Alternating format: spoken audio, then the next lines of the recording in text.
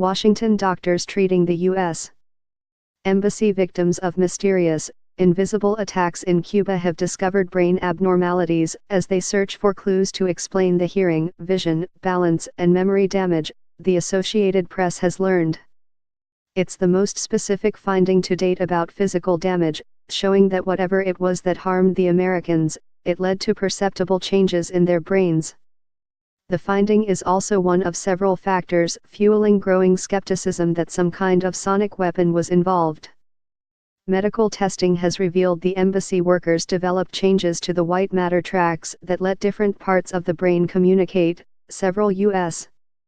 officials said, describing a growing consensus held by university and government physicians researching the attacks.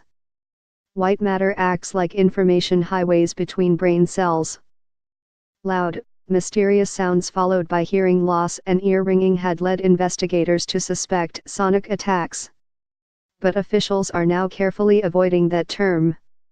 The sounds may have been the byproduct of something else that caused damage, said 3 U.S.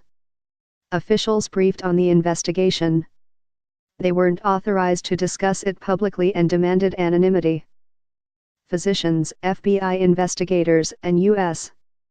intelligence agencies have spent months trying to piece together the puzzle in Havana, where the U.S.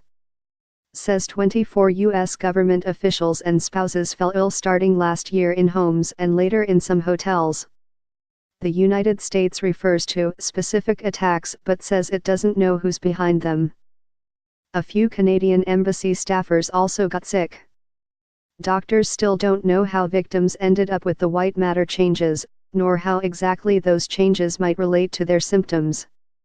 U.S. officials wouldn't say whether the changes were found in all 24 patients. But acoustic waves have never been shown to alter the brain's white matter tracts, said Elisa Conefagu, a biomedical engineering professor at Columbia University who is not involved in the government's investigation.